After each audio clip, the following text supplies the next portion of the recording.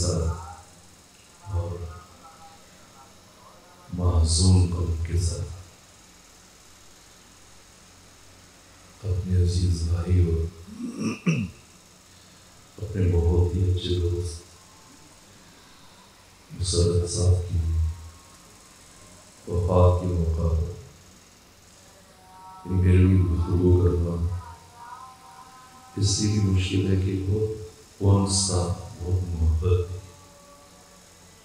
تقریباً 2 سے 3 سال انہوں نے شہر اٹک میں اپنی ذمہ داریاں ادا کی، فرائض مذہبی ادا کی، اور اس دوران میں وہ ہفتے میں کم و بیش 1 مرتبہ 2 مرتبہ وہیں لائبریری میں ہمارے یہاں تشریف لاتے تھے۔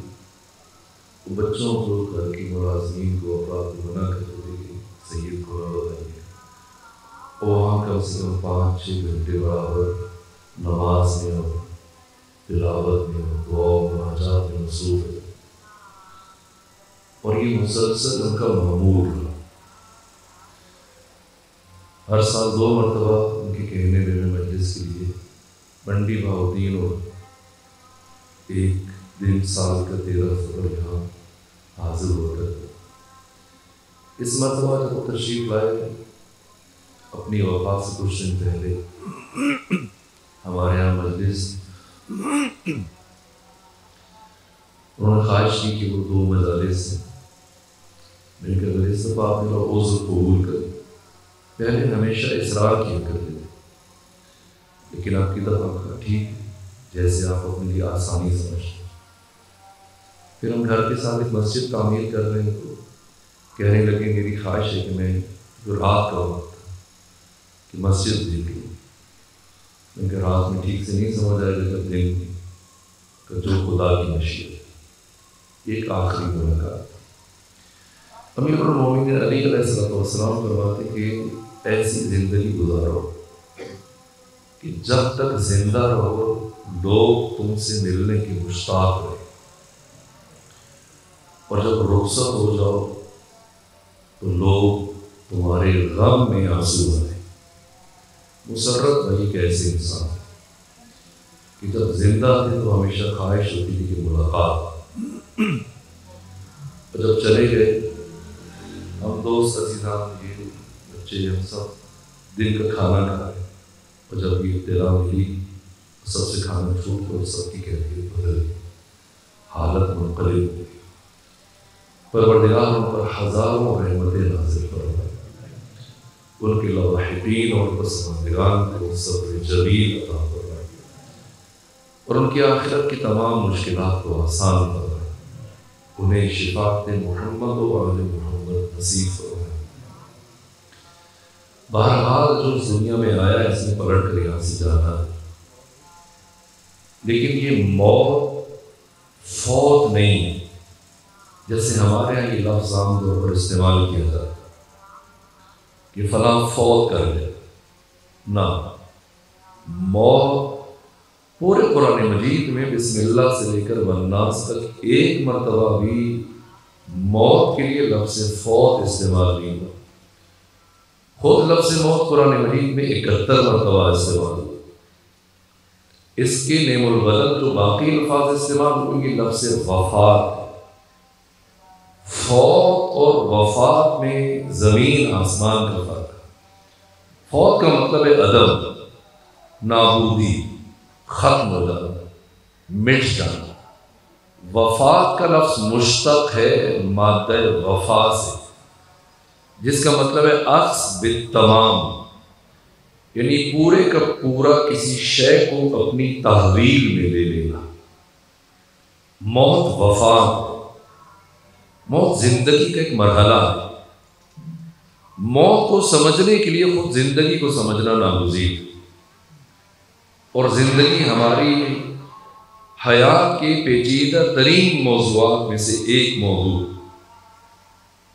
یہاں تک کہ آپ اس طرح کے کلمات سنتے ہوں گے اکثر جب شادی بیاہ کے موقع پر یا کسی اور فنکشن میں کھانا لگے یا گھر میں بیٹھے ہوں، ہم اجتماعی طور پر کھانا کھا رہے ہوں اور ہم میں سے اگر کوئی پرخوری کا مظاہرہ کرے، زیادہ کھائے، بچہ ہے، جوان ہے، تو وہ اوقات بڑے اس کو سمجھانے کی کہتے ہیں میاں کم کھاؤ، اتنا کھاؤ کہ جی سکو، جینے کے لیے کھاؤ، کھانے کے لیے نہ جیو۔ بات تو اچھی ہے، لیکن وہ بچہ اور جوان اگر پلٹ کر پوچھ لے کہ میاں اگر ہم کھانے کے لیے نہ جئیں تو پھر کس کے لیے جئیں؟ یہ وہ سوال ہے کہ شاید پھر پڑھے لکھے افراد بھی اس کا جواب نہ دے پائیں، یہاں تک کہ اس صدی میں جس کتاب کو سب سے زیادہ پذیرائی ملی، شہرت ملی، یہ ہارٹنگٹن کی کتاب ہے دا میننگز آف لائف۔ یہ ہارٹنگٹن وہ امریکہ کا مایہ ناز فلسفی جس نے نیو ورلڈ آرڈر کا نظریہ پیش کیا اور کہا پچھلی صدی انگریزوں کی تھی، حالیہ صدی امریکہ کی ہے اور آئندہ صدی اسلام کی، اور اگر امریکہ چاہتا ہے کہ آئندہ بھی اقوام عالم کا مستقبل اس کے ہاتھوں میں رہے تو اسے یہ کام کرنے پڑیں گے۔ یہ ہارٹنگٹن جس نے نظم نوین جہانی اور نیو ورلڈ آرڈر کا نظریہ دیا، اس نے اپنی زندگی میں 2 سے 3 کتابیں لکھی اور سب سے زیادہ اس کی جس کتاب کو پذیرائی ملی وہ یہی کتاب ہے دا میننگز آف لائف، اور اس کو لکھنے کے 4 سال کے بعد 48 برس کی عمر میں اس کی موت۔ اور جب یہ کتاب چھپی تو پوری علمی دنیا میں چھا گئی، علمی افق پر، جہاں تک کہ بڑی دنیا کی درسگاہوں میں، آکسفورڈ میں، کیمبرج میں، کیلیفورنیا، ہارورڈ یونیورسٹی میں اس کے حصص پڑھے جانے لگے، پڑھائے جانے لگے، اور ہارٹنگٹن نے اپنی 850 صفحات پر مشتمل اس کتاب میں یہ اس جملے سے آغاز کیا اپنی کتاب کا کہ اکثر لوگ زندگی گزارتے ہیں، زندگی کیا ہے، اس کی حقیقت کیا ہے، اس کی ماہیت کیا ہے، اس کا مفہوم کیا ہے، یہ بہت کم لوگوں کو پتا۔ اور پھر مفہوم حیات کو بیان کرتے ہوئے بڑے بڑے فلسفیوں اور دانشوروں کے نظریوں کو رد کیا، سر فرانسس جنگہزن، sir William James, Hegel, Kant, Descartes, سب کی باتیں، اور چاہا کہ میں مفہوم حیات روشن کروں۔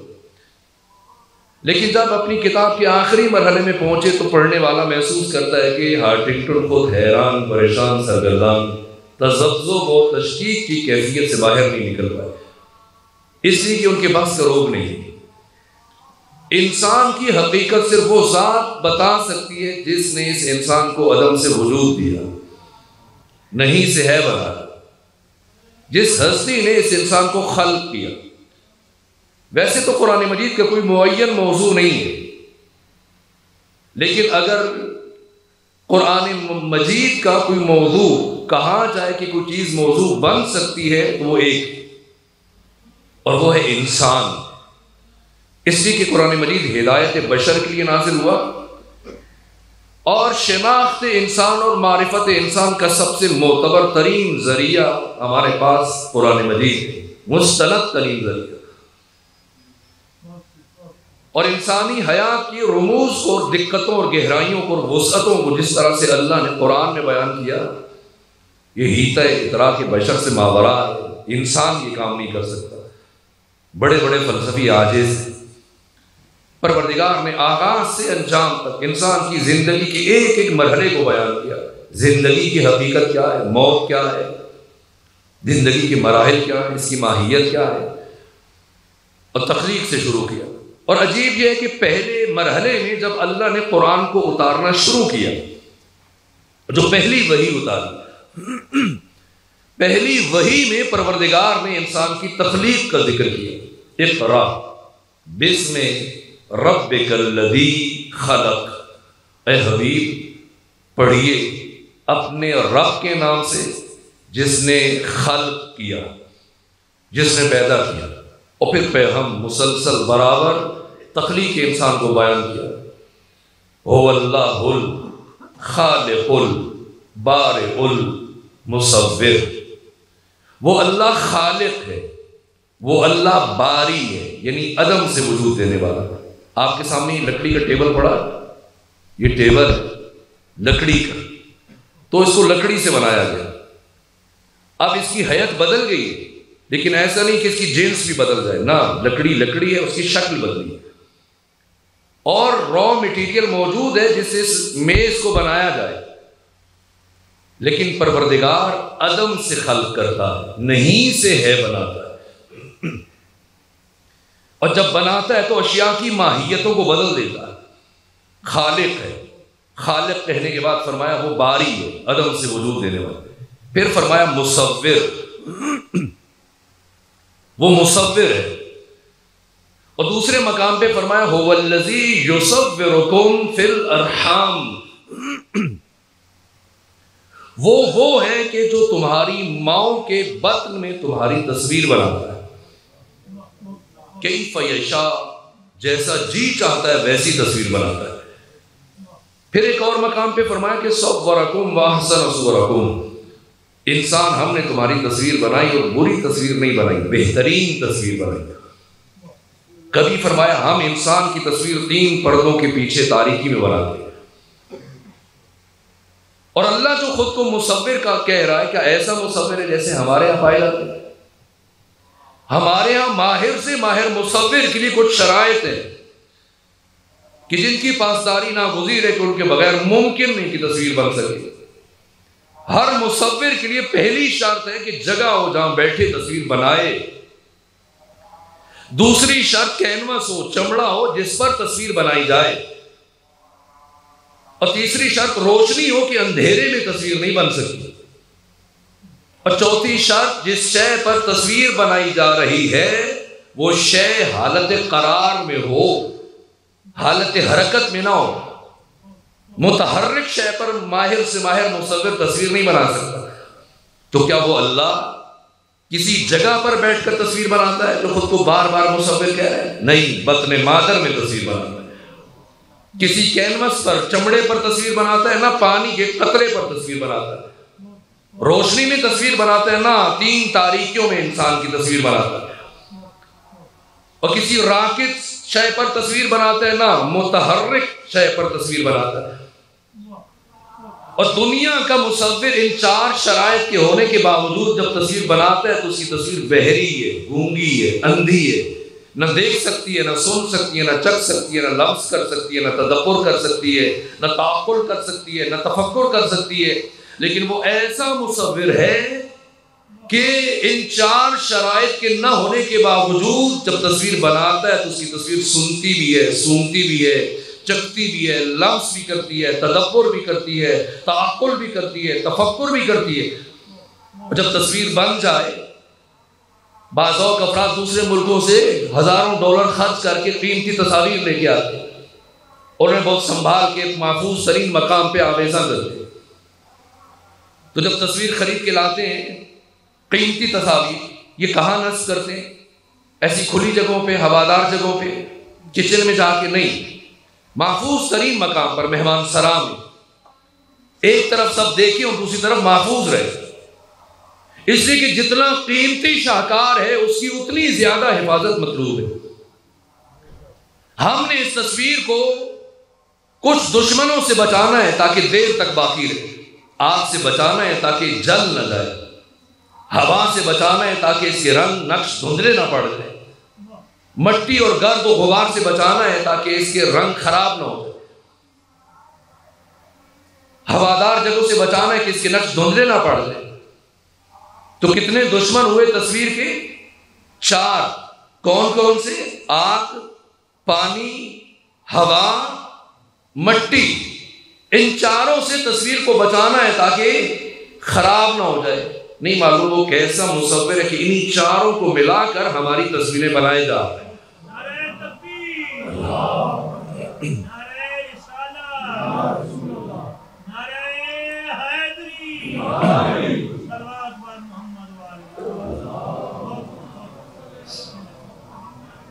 وہ خالق، وہ باری، وہ مصور، وہ خلق کرتا ہے، اور اپنی خلقت کے سلیقوں کو بیان کیا اور فرمایا لقد خلقنا الانسان فی احسن تقویم، اے انسان ہم نے تمہیں احسن تقویم میں خلق کیا، یعنی جتنا خوبصورت بنا سکتے تھے بنایا، پھر فرمایا لقد خلقنا الانسان من سلالۃ من طین، اے انسان ہم نے تمہیں مٹی کے سلالہ سے خلق کیا۔ ہم نے اور ہمارے بابا ابو البشر آدم میں کیا فرق ہے؟ انہیں پروردگار نے مٹی سے بنایا۔ جب ہماری باری آئی تو کیا فرمایا؟ ہمیں مٹی سے بنایا؟ فرمایا نہیں، لقد خلقنا الانسان من سلالۃ من طین، یہ نہیں فرمایا لقد خلقنا الانسان من طین، ہم نے انسان کو مٹی سے بنایا۔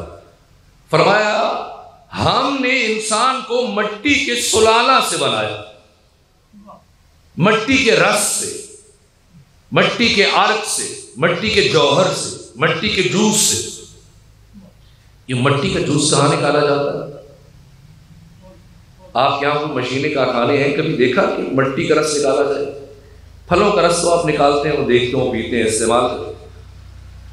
ایسی مشین کارخانہ کسی نے دیکھا ہے کہ جو مٹی کا رس نکالے؟ اور خدا فرما رہے کہ ہم نے انسان کو مٹی کے رس سے بنایا، مٹی کے جوہر سے، مٹی کے عرق سے۔ یہ مٹی کا رس کہاں نکالا جاتا ہے؟ وہ مشینیں، فیکٹریاں، وہ کارخانے کہاں ہیں؟ یہ ہمارے کھیتوں میں، ہمارے گھروں میں، باغات میں۔ یہ جو پودے اور 4 مہینے 5 دن میں انسان کا ڈھانچہ اس کی ماں کے بطن میں تیار ہو جاتا ہے، اور جیسے ہی مکان تیار ہوتا ہے تو خدا کیا فرماتا ہے کہ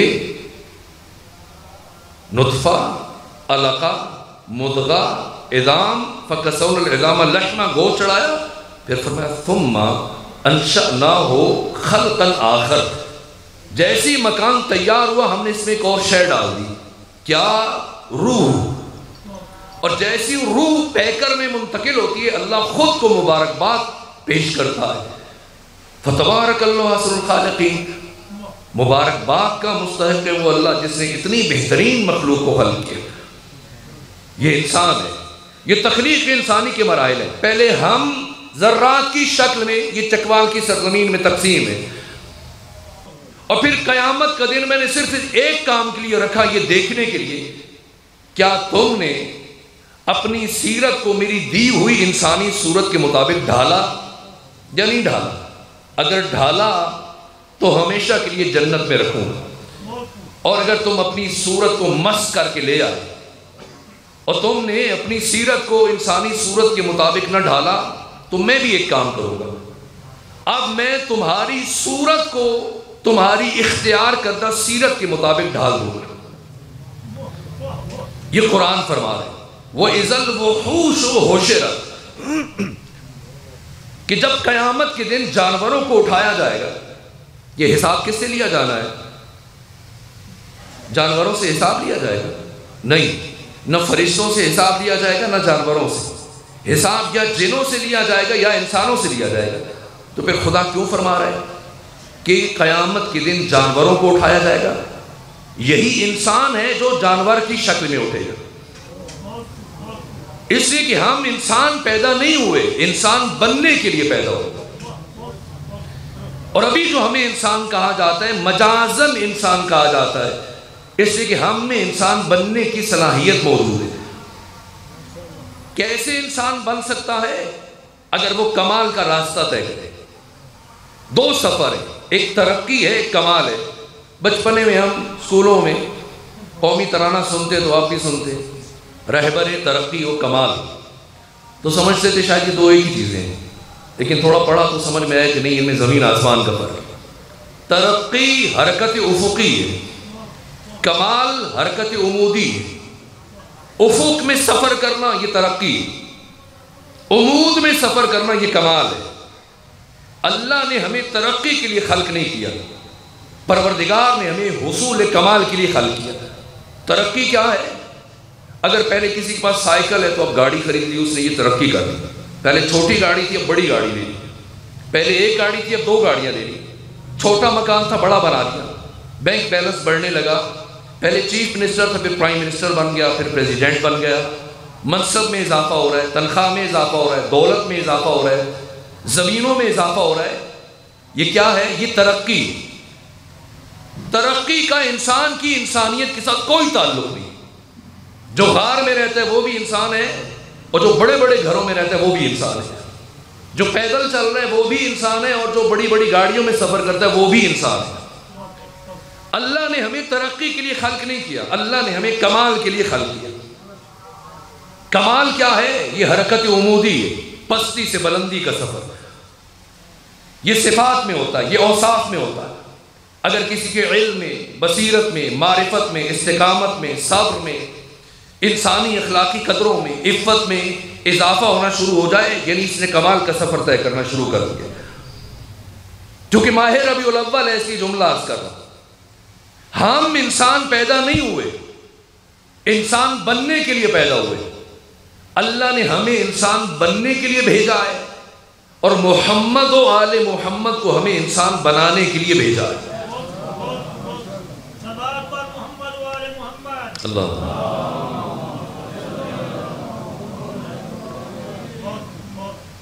اللہ نے ختمی مرتبہ معلم انسانیت ہے۔ اس لیے علی نہج البلاغہ میں فرماتے کہ پروردگار نے بشر پر جو سب سے بڑا احسان کیا وہ اپنے محبوب محمد مصطفیٰ کو انسانوں کے لیے ہادی بنا کر مبعوث کیا۔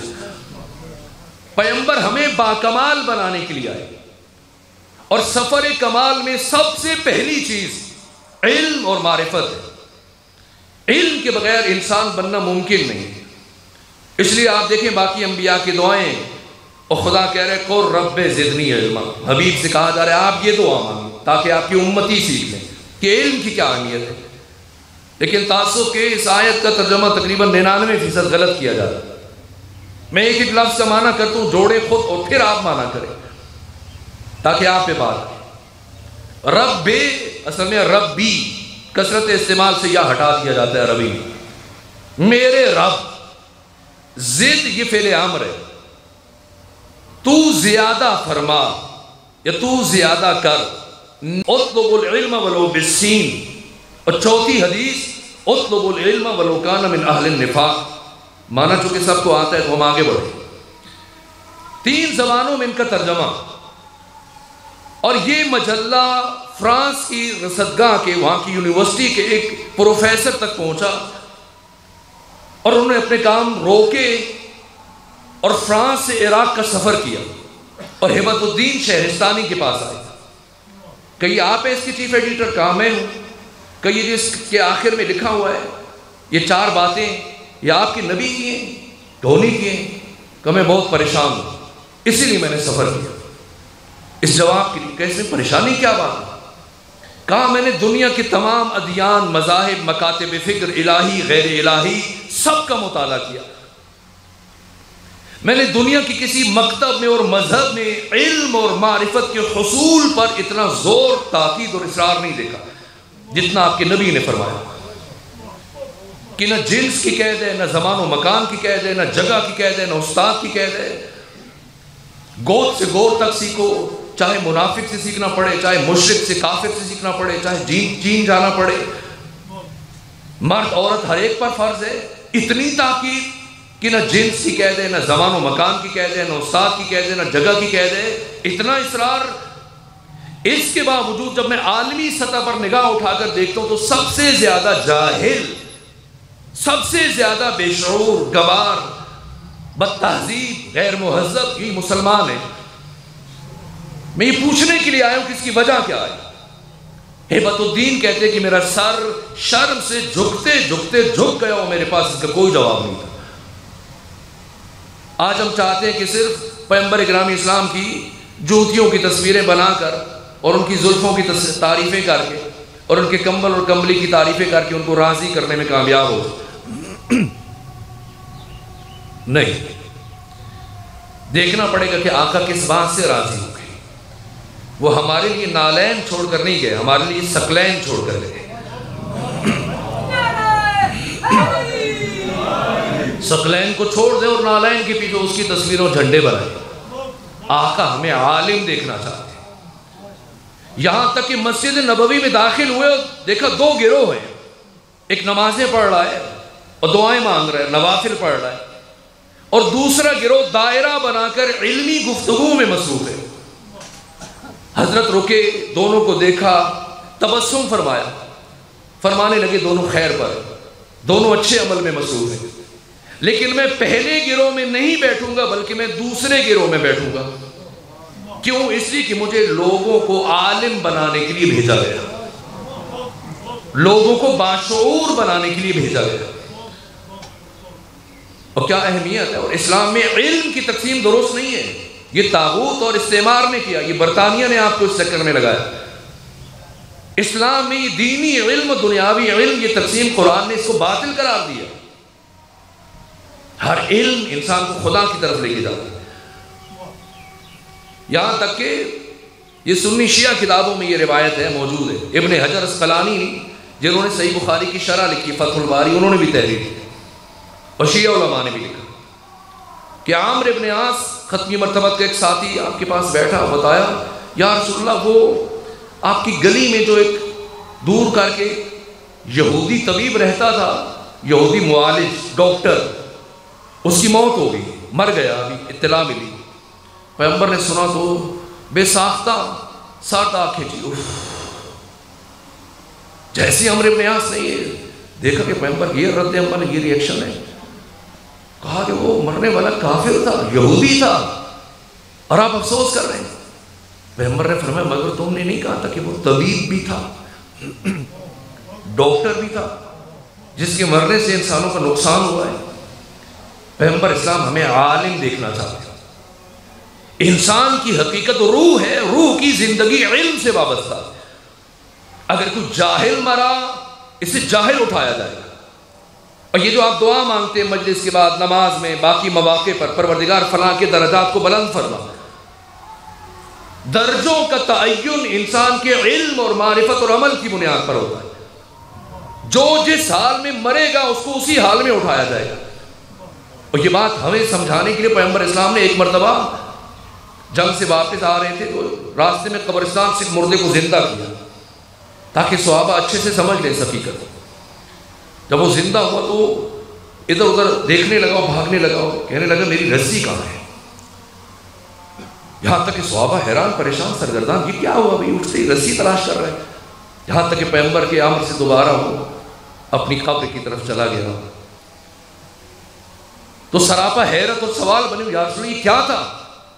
کہ یہ سمجھانا چاہ رہا تھا تمہیں کہ انسان کی موت جس حالت میں ہوتی ہے حشر بھی اسی حالت میں ہوگا۔ جب یہ مرا تھا، جب اس کی موت ہوئی تھی تو یہ اسی کیفیت میں تھا، رسی تلاش کر رہا تھا اپنے جانور کی۔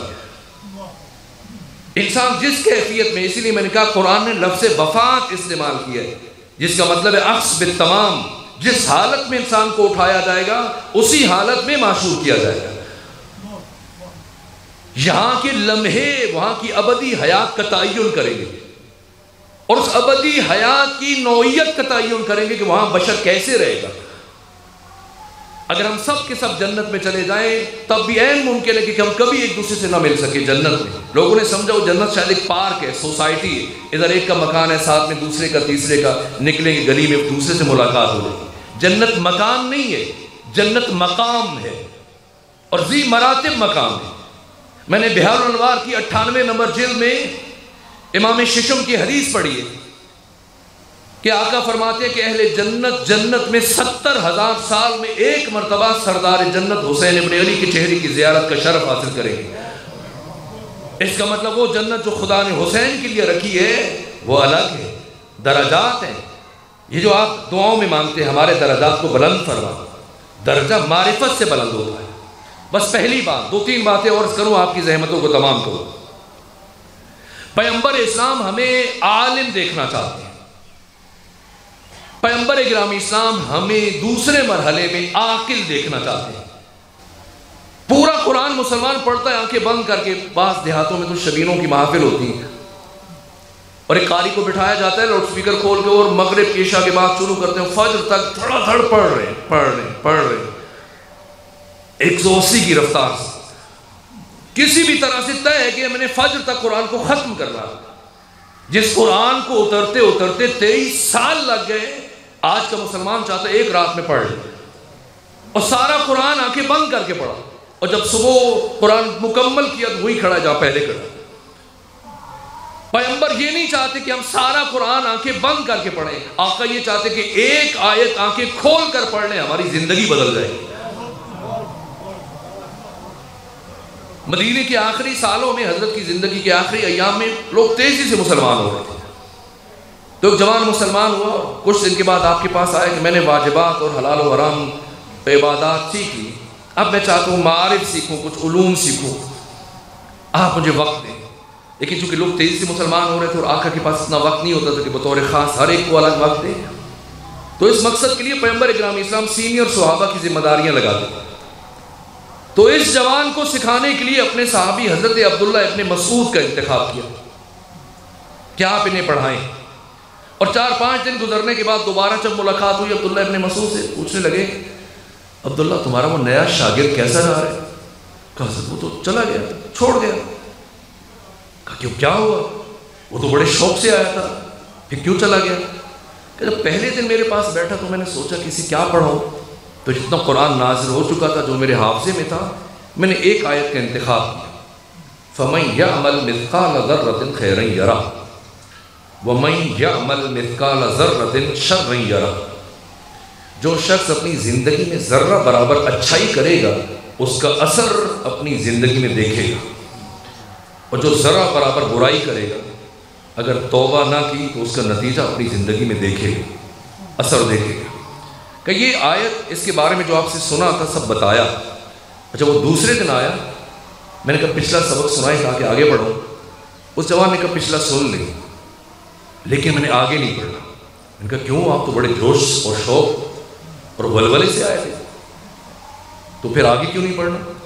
کہ کل وہ آیت پڑھ کے جب میں گیا تو رات بھر سوچتا، اور سحر میں اس نتیجے پہنچا کہ اس ایک آیت میں اتنی وسعت ہے، آفاقیت ہے، جامعیت ہے، کہ اگر میں چاہوں تو اپنی ساری زندگی اس ایک آیت کے سائے میں گزار سکتا ہوں.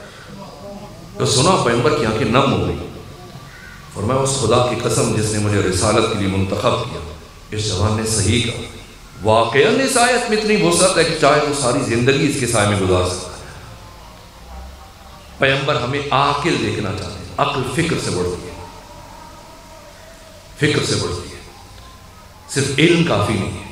اگر مدرسے میں گیا اور پڑھتا رہا فقہ و اصول اور منطق و فلسفہ اور حدیث اور رجال اور سیرت اور ادبیات اور صرف نحو بلاغت معانی بیان انبار اکٹھا کر لیا لیکن فکر نہیں ہے. عجیب حدیث ہے پیغمبر. آقا فرماتے ہیں خدا نہ کرے کسی انسان کا علم اس کی عقل سے زیادہ ہو جائے، ایسا انسان سوسائٹی میں دوسروں کے لیے پرابلمز کریٹر بن جاتا ہے، دوسروں کے لیے مشکلات پیدا کرتا ہے. پیغمبر ہمیں عالم دیکھنا چاہتے ہیں. دوسری بات، پیغمبر اسلام آقا ہمیں عاقل دیکھنا چاہتے ہیں. تیسری بات عرض کرو، پیغمبر گرامی اسلام ہمیں با اخلاق دیکھنا چاہتے ہیں. اسلام دین علم ہے، دین معرفت ہے، دین حکمت ہے، دین بصیرت ہے، دین آگاہی، دین شعور ہے. لیکن اسلام اپنے علم اور معرفت کے زور پر نہیں پھیلا. اسلام نتیجہ ہے اخلاق مصطفیٰ کا اور کردار مصطفیٰ کا. میں آپ سے پوچھتا ہوں، آپ کے چکوال میں اگر آپ کے مسجد میں آج کل مسلمانوں کے جو سماجی رویے ہیں آپ کے سامنے، کیا شدت پسندی ہے، کیا عدم برداشت، کہ اگر مسجد میں آپ کی عبادت گاہ میں کوئی شخص آپ کے سامنے مسجد میں تھوک دے، بچہ جوان، آپ کا ریئیکشن کیا ہوگا؟ اگر آپ نے انتہائی تحمل کا مظاہرہ کیا، ہاتھ نہ اٹھایا تو کم سے کم بازو سے پکڑ کے اسے باہر نکال دیں گے. سنے ہوئے پیغمبر کی سیرت میں بڑے بڑے محدثین سیرت نگاروں نے اس واقعے کو تحریر کی کہ آقا مسجد نبوی میں تشریف فرمائے، ہزاروں صحابہ کرام بیٹھے، ان کی موجودگی میں ایک عرب بدو آیا اور آ کر اس نے خود کو مسجد میں نیم عریاں کیا اور پیغمبر کے سامنے کھڑے کھڑے مسجد میں پیشاب کیا. صحابہ کی آنکھیں غصے سے سرخ ہو گئی، آوازیں بلند ہوئی، اجازت دے اس کا سر قلم کر دیں. فرمایا نہیں، تم میں سے کوئی اس کے عمل کا جواب نہیں دے گا، میں خود اس کے عمل کا جواب دوں. پھر آقا اٹھے اور فرمایا ابو ذر جاؤ پانی کا کوزہ لے کے. ابو ذر گئے، پانی کا کوزہ لے کے آئے. پیغمبر نے وہ ظرف اپنے ہاتھ میں لے خود اس جگہ کو پاک کرنا شروع کیا. اور وہ عرب بدو حیران پریشان سرگردان ٹکٹکی باندھے پیغمبر کی طرف دیکھ رہا ہے، ایسے بھی ہو سکتا ہے. کچھ دیر دیکھتا رہا، پھر آنکھیں چھلک گئی، آگے بڑھا، پیغمبر کے قدموں میں گرا، دست ادب جوڑ دیے، کہا آقا مجھے معاف کر دیجیے، آج واقعاً مجھے یقین ہو گیا کہ آپ اللہ کے نبی، اس لیے کہ سوائے اللہ کے بھیجے ہوئے کہ کسی کا اخلاق اتنا بلند نہیں ہو سکتا۔ نعرہ تکبیر، نعرہ رسالت، نعرہ حیدری، صلوات پر محمد و آل محمد، صلی علی۔ بس اب وقت ختم ہوا، بات کو سمیٹو، دو باتیں اور عرض کرو کہ 5 پوری ہو جائے۔ آقا ہمیں عالم دیکھنا چاہتے ہیں، عاقل دیکھنا چاہتے ہیں، با اخلاق دیکھنا چاہتے ہیں، خوددار دیکھنا چاہتے ہیں۔ آج کل جو دین کا تصور ہمارے یہاں معاشرے میں سمجھا جاتا ہے، ابھی میں لفظ دیندار کہوں تو آپ کے ذہن میں خاص تصویر ابھرے گی، بڑی سی داڑھی آ جائے گی، ایک دستار آ جائے گی، یا ماما یا ٹوپی آ جائے گی، پیشانی میں سجدے کا نشان و ہاتھ میں تسبیح۔ ممکن ہے ایک شخص تہجد گزار اور دن میں روزہ رکھے اور نمازیں پڑھے، لیکن پیغمبر کی اس بات کے مطابق وہ بے دین۔ یہ حدیث ہے پیغمبر کی، آقا فرماتے کہ لا دین لمن لا معیشت لا، جس شخص کی معیشت نہیں ہے وہ بے دین ہے، چاہے نمازیں پڑھے، روزے رکھے، عبادت کرے۔ اسلام میں بھیک کی اجازت نہیں ہے۔ یہ جو باہر گاڑیوں کے باہر کھڑے ہوتے ہیں، دروازوں پہ آتے ہوئے انسان سمجھتا ہے شاید ثواب کا کام کرنے لگا ہے۔ یہ بھیک اگر مستحق ہے تو ایک اور معاملہ ہے، اس کی مدد پھر اس طرح سے کی جائے کہ اسے اس کے پاؤں پہ کھڑا کیا جائے۔ بھیک دے کے اس کو بیکاری رکھنے میں اسلام مذمت کرتا ہے۔ یہاں تک کہ پڑھے سنی شیعہ افراد تشریف فرمائے، اپنے علماء سے پوچھیں، بھیکاری کی گواہی عدالت میں قبول نہیں ہے، کیونکہ اس نے دوسروں کے سامنے ہاتھ پھیلا کر اپنی عزت نفس کو مجروح کیا، اور عزت نفس کا مجروح کرنا یہ گناہان کبیرہ میں سے۔ تو ایسے شخص کی عدالت میں گواہی قبول نہیں ہوگی، اس کی عدالت ساکت ہوگی۔ وقت نہیں، ورنہ تفصیلی واقعات سنا۔ پیغمبر ہمیں خوددار دیکھنا چاہتے ہیں۔ ایک بات عرض کر دیتا ہوں، ایک صحابی پیغمبر خدمت میں آیا، اس کی بیوی نے بھیجا کہ جو بیت المال میں فتوحات کے نتیجے میں درہم و دینار آتے ہیں تو ان سے کچھ مدد طلب کرو کہ ہم بھی اچھا کھانا کھا لیں، مشکلات ہیں۔ یہ صحابی گئے اور جیسے اپنی حاجت بیان کرنے لگے، پیغمبر نے فرمایا، اس سے پہلے یہ اپنی بات کرتے، پیغمبر نے فرمایا کہ جو اپنی حاجت ہم سے کہتا ہے ہم اس کی مدد کر دیتے ہیں، لیکن اگر کوئی اپنی حاجت کو دل میں رکھے اور اپنے اللہ پر توکل اور یقین رکھے تو پروردگار ایک دن اسے اپنے فضل سے غنی اور دوسروں سے بے نیاز کر دے گا۔ ابھی سننے کے بعد کیا مانگتا؟ گھر چلا گیا، گھر گیا خالی ہاتھ تو بیوی سے ڈانٹ پیٹی، ناراض ہوئی تو کہا اچھا میں کل مانگوں گا۔ دوسرے دن آیا اور سوال کرنے لگا تو اس کے سوال سے پہلے پھر پیغمبر نے وہ کلمات دہرائے، پھر خاموشی سے اٹھ کے چلا گیا۔ اب تیسرے دن پھر جب دوسرے دن گھر واپس گئے تو بیوی نے کہا اگر تم اب کچھ نہ لائے تو میں اپنے والدین کے یہاں چلے جاؤں۔ تو شوہر نے وعدہ کیا کہ کل اگر پیغمبر نے ایسی بات کہی تب بھی میں اپنی حاجت ضرور بیان کروں گا۔ اب تیسرے دن آیا اور اس سے پہلے کہ سوال کرے پیغمبر نے پھر وہ جملہ تکرار کیا، جو اپنی حاجت اور ضرورت ہم سے بیان کرتے ہیں ہم اس کی مدد کر دیتے ہیں، لیکن اگر کوئی اپنی حاجت دل میں رکھے اور اپنے اللہ پر توکل اور یقین رکھے تو پروردگار اسے اپنے فضل سے غنی اور دوسروں سے بے نیاز کر دے گا۔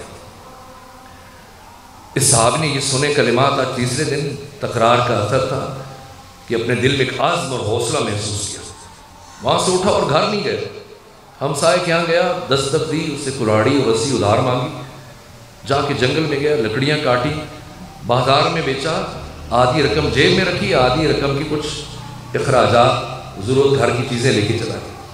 2 دن 3 دن 4 دن کچھ رقم جمع کرتا رہا، باقی گھر کی چیزیں لے جاتا تھا، اور 3-4 دن کے بعد اس نے اپنی کلاڑی رسی خریدی اور ہمسائے کو واپس دی، اور پھر اسی طرح سے بچت کرتے اس نے اپنے اونٹ خرید لیا، پھر 2 3 5 10 20 یہاں تک کہ 1000 اونٹ تک پہنچا ہے وہ صاحب، اور مدینے کے ثروت مند ترین افراد میں شمار ہونے لگا چند سالوں میں۔ اور دل میں آیا چل کر پیغمبر کا شکریہ ادا کرے کہ اس نے اگر مجھے بھیک دے دی ہوتی یا کچھ مدد کر دیتے تو میں آج اس کمال تک نہ آتا، ترقی تک، اتنی کامیابی حاصل نہ کرتا۔ شکریہ کے لیے آیا، جیسے بیٹھا، اس سے پہلے کہ شکریہ ادا کرے پیغمبر نے پھر مسکراتے ہوئے فرمایا ہم نے کہا تھا کہ جو ہم سے مانگتا ہے ہم اس کی مدد کر دیتے ہیں، لیکن اگر کوئی اپنی حاجت دل میں رکھے اور اپنے اللہ پر توکل و یقین رکھے تو پروردگار اسے اپنے فضل سے غنی اور بے نیاز کر دیتا ہے، انفرادی طور پر بھی، اجتماعی طور پر بھی۔ آج ہم کس ملک میں رہ رہے ہیں، کس معاشرے میں رہ رہے ہیں، ہم سمجھتے ہیں کہ مسلمانوں کا ملک ہے اور اسلامی معاشرہ ہے، نہیں، پیغمبر نے ہمیں بتایا۔ پہلے صحابہ سے پوچھا، ایک سے پوچھا بتاؤ اسلامی معاشرے کی پہچان کیا، یہ پیغمبر کا ایک طریقہ تھا تاکہ سب کی توجہات اس سطح پہ پہنچے کہ ہر ایک کے ذہن میں بات اتر جائے۔ کسی نے کہا جہاں سارے نمازی ہوں، جہاں سارے حافظان قرآن ہوں، الگ الگ جواب دیتے، پیغمبر سب کی نفی کرتے رہے، اور جب سب کے جوابوں کی نفی کی تو پھر صحابہ نے عرض کیا یا رسول اللہ آپ بتائیں اسلامی معاشرے کی پہچان کیا ہے؟ فرمایا جب دینے والے بہت ہوں لینے والا کوئی ہو۔ پیغمبر ہمیں خوددار دیکھنا چاہتے ہیں۔ اور آخری بات، پیغمبر گرامی اسلام ہمیں حساس دیکھنا چاہتے ہیں۔ اپنے بارے میں ہر کوئی حساس ہے، مجھے یہ ایسے کیوں کہہ دیا، یہ کیوں کیا میرے ساتھ، نہ دوسروں کے لیے حساس۔ پیغمبر نماز جمعہ پڑھا رہے ہیں مسجد نبوی، سورہ فاتحہ ختم کی اور سورہ جمعہ شروع کی، 2 آیتیں پڑھی اور سورہ جمعہ چھوڑ دی، ایک مختصر سورہ پڑھا قل هو اللہ، پھر قنوت کو چھوڑا، مستحبات کو چھوڑا، دوسری رکعت میں سورہ منافقون کو چھوڑا اور جلدی سے نماز ختم کی۔ حضرت عبداللہ ابن مسعود پہلی صف میں سے گھبرا کر آگے بڑھے، کہنے لگے یار طبیعت ناساز ہے؟ کہ نہیں ٹھیک ہوں۔ کہ پھر کیا بات ہے؟ نہ آندھی ہے، نہ بارش ہے، نہ زلزلہ ہے، نہ طوفان ہے، نہ جنگ ہے، نہ سفر ہے، نہ آپ کی طبیعت ناساز ہے، بیمار ہے، پھر آپ نے نماز کو اتنا مختصر کیوں کیا؟ فرمایا عبداللہ سن نہیں رہے تھے ایک بچے کے رونے کی آواز۔ آج کل خواتین نہیں جاتی نماز جمعہ میں، بہت غیرت مند ہیں، صرف بازار میں جاتی، لیکن صدر اسلام میں خواتین بھی نماز جمعہ کے لیے آتی تھی۔ تو نماز کے دوران کسی خاتون کا بچہ رو پڑا اور اس بچے کے رونے کی آواز پیغمبر کے کانوں سے ٹکرائی اور پیغمبر نے نماز جمعہ کو مختصر کر دیا۔ اور جب عبداللہ ابن مسعود نے پوچھا آپ نے نماز مختصر کر دی؟ فرمایا سن نہیں رہے تھے ایک بچے کے رونے کی آواز، جب تک وہ بچہ روتا رہتا اس کی ماں کا دل بے قرار رہتا، اور اسلام ایک ماں کے دل کو قرار دینے کے لیے آیا ہے، اس کی روح کو بے چین کرنے کے لیے نہیں آیا۔ پیغمبر ہمیں حساس دیکھنا چاہتے ہیں، صرف انسانوں کے لیے نہیں، حتیٰ حیوانات کے لیے۔ سنی شیعہ کتابوں میں حدیث میں نے دیکھی، آقا فرماتے ہیں اگر کوئی سفر حج میں اپنی سواری کو مارے نہیں، تھکا دے، مسلسل چلائے سواری کو، تیز دوڑائے، تھکا دے، اللہ کی بارگاہ میں نہ اس کا حج قبول ہوگا نہ عدالت میں ایسے شخص کی گواہی قبول کی جائے گی، اس کی عدالت ثابت ہے۔ حتیٰ جمادات کے ساتھ ایک صحابی کے ساتھ گزرے کھیتوں کے درمیان، پگڈنڈی سے گزرتے ہوئے اس صحابی نے بے خیالی میں پودے کا پتا توڑا، جیسے ہم کرتے ہیں مسل کے، ایسے پھینک دیا، وہ پیغمبر کے بڑھتے قدم رک گئے۔ صحابی نے پوچھا آپ کیوں رک گئے؟ آپ نے کیا کیا؟ کچھ نہیں کیا۔ کچھ تو کیا ہے۔ اس صحابی نے سوچا تو یاد ہے میں نے تو بس ایک پتا توڑا۔ کہنے لگا یا رسول اللہ میں نے تو پتا توڑا ہے۔ میں نے گفتگو ختم کر دی، میں نے تو پتا توڑا ہے اور تو کچھ نہیں کیا۔ پیغمبر نے فرمایا میرے صحابی کیا تو یہ سمجھتے کہ تم نے صرف ایک پتا توڑا؟ کہاں یا رسول اللہ؟ فرمایا نا، آج تم نے ایک ایسی زبان کو ہمیشہ کے لیے خاموش کر دیا جو زبان 24 گھنٹے اللہ کی تسبیح اور بندگی میں مصروف ہے۔ پیغمبر ہمیں حساس دیکھنا چاہتے ہیں۔ میرے عزیزوں، وہ آقا جو یہ برداشت نہیں کر رہے کہ نماز میں کسی بچے کے رونے کی آواز اور نماز کو مختصر کر دیا، وہ کیسے برداشت کریں گے کہ انہی کی 3-4 برس کی بیٹی جن کا نام سکینہ بنت الحسین ہے، آپ کے نواسے حسین ابن علی کی بیٹی، انہی کے رخسار پر کربلا سے لے کر شام تک سارے راستے میں تماچے مارے جائیں، اور کیسے برداشت کریں گے کہ پیغمبر گرامی اسلام کی نواسی ثانی زہرا عقیلہ بنی ہاشم زینب کبریٰ کے سر اقدس سے چادر کو نیزے کے ساتھ اتارا جائے؟ ہر درد بھولا جا سکتا ہے، حتیٰ آقا حسین کی شہادت کو بھی فراموش کیا جا سکتا ہے، لیکن ایک غیور انسان قیامت تک جس درد کو فراموش نہیں کر سکتا وہ رسول اسلام کی بیٹی زینب بنت علی کا ننگے سر یزید جیسے شرابی کے دربار میں چلا۔ وقت بہت ہوا، میں بس ایک جملہ عرض کروں تاکہ مجلس مکمل ہو جائے۔ کتنا مشکل مرحلہ ہے ثانی زہرا کا یزید کے دربار میں جانا۔ ایک جملہ عرض کرتا ہوں، خود اس درد کی گہرائی کو محسوس کیجیے۔ جب سیدہ زہرا کی شہادت ہوئی تو غسل و کفن کے بعد مولا متقیان نے بچوں کو بلایا۔ پہلے 8 سالہ فرزند امام حسن کو بلایا، آئیں آ کر آخری مرتبہ اپنی ماں فاطمہ کے چہرے کی زیارت کریں کہ آپ کی ماں کو دفنانے کے لیے لے جا رہے ہیں۔ امام حسن نے زیارت کی، پھر امام حسین نے زیارت کی، پھر اپنے گھر کی کنیز جناب فضہ سے مولا متقیان نے فرمایا، فضہ جا کے میری بیٹی زینب سے کہیں ان کی ماں کی جسد کو لے کے جا رہے ہیں، اس لیے آ کر آخری مرتبہ اپنی ماں کے چہرے کی زیارت کر رہے ہیں۔ سنیں گے ثانی زہرا نے 5 سالہ زینب نے کیا جواب دیا؟ جواب دیا، اماں فضہ پہلے آپ بابا سے کہیں کہ وہ اس حجرے سے باہر تشریف لے جائیں، اس لیے کہ جب میں اپنی ماں کی میت پر جاؤں گی تو مجھے گریہ کرتے ہوئے شاید ہوش نہ رہے ہو، میرے سر سے ردا سرک جائے، تو مجھے اس حالت میں اپنے بابا کے سامنے جاتے ہوئے شرم محسوس ہوگی۔